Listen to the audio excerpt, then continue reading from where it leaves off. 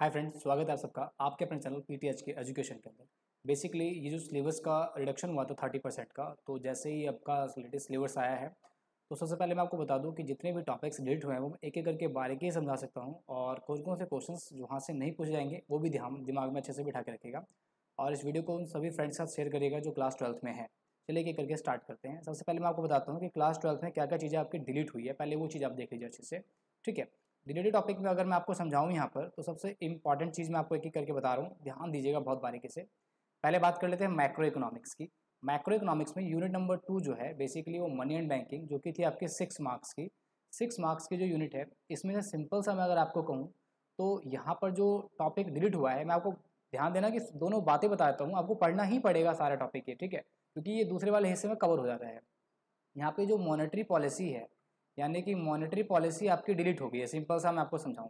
लेकिन monetary policy आपको excess demand और डेफिसिट डिमांड में पढ़नी ही पड़ेगी, क्योंकि वहाँ पर या तो मॉनेटरी पॉलिसी का क्वेश्चन नहीं टारगेट होता है, बट फिजिकल पॉलिसी का क्वेश्चन जरूर टारगेट होगा। इस बात को भी दिमाग में रखेगा।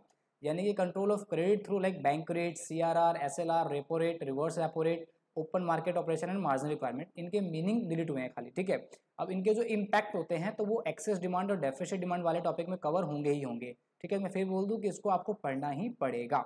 अगला है बैलेंस ऑफ पेमेंट में से क्या हुआ है। तो बैलेंस ऑफ पेमेंट में डेफिसिट यानी कि बैलेंस ऑफ पेमेंट में डेफिसिट मीनिंग क्या होता है। सच बताऊं तो डेफिसिट का मीनिंग वैसे भी सिलेबस में टीचर्स पढ़ाते ही नहीं थे पहले भी।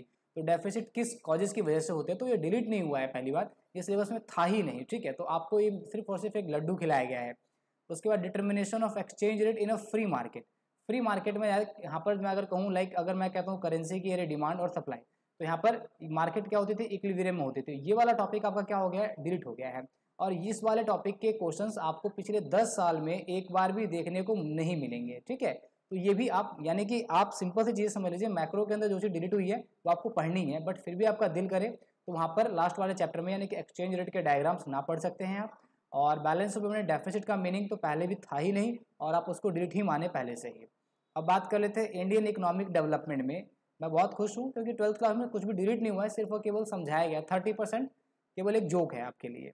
Current challenging facing Indian economy, ठीक है, इश्यूज फेसिंग इंडियन इकोनॉमी में से, यानी कि चैप्टर नंबर 1 to 3 में से कोई भी डिलीट नहीं हुआ है। तो यहाँ पर जो HCF वाला, ये growth of education sector in India में बता देता हूँ। यहाँ पर जो HCF वाला चैप्टर है, ह्यूमन कैपिटल फॉर्मेशन वाला जो चैप्टर है, इस वाले चैप्टर में एजुकेशन का पूरा टॉपिक कवर है। लास्ट वाले 3 पेजेस हैं NCERT के हिसाब से, वो आपको नहीं पढ़ना, यानी कि कुल मिलाकर के जो डाटा थी, जो केस स्टडी थी, वो आपकी हट गई है। उसके बाद ऑर्गेनिक फार्मिंग के बेनिफिट्स क्या होते हैं, मेरिट्स और डीमेरिट्स क्या होते हैं, वो आपके सिलेबस यानी कि रूरल डेवलपमेंट वाले चैप्टर में से ये हट गया है, ठीक है। तो ये दो आप कह सकते हैं आपके यहाँ से हट गया है। इंफ्रास्ट्रक्चर में एनर्जी का जो टॉपिक है वो पूरा ही रिमूव हो गया, यानी कन्वेंशनल और non conventional source of energy, ठीक है, इसमें से ये था। हालांकि इंफ्रास्ट्रक्चर में बहुत सारे और भी टॉपिक्स थे जो आपके पढ़ने के लिए बहुत ज़्यादा इंपॉर्टेंट है। तो ये आपके सिलेबस में यानी कि NCERT के स्टार्टिंग के 2 पेजेस आपके यहाँ से डिलीट हो चुके हैं, ठीक है, पढ़ने के लिए। ये था पूरा डेप्थ में सारा का सारा जो मैंने आपको बता दिया। फर्दर आपको कोई भी क्लैरिफिकेशन के लिए आपको मैं सिंपल सी बात यही कहूँगा कि आप अपनी पूरी स्टडी करिए।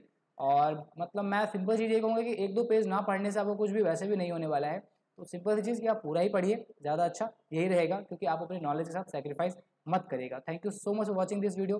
चैनल को लाइक एंड सब्सक्राइब जरूर करिएगा। Thank you so much.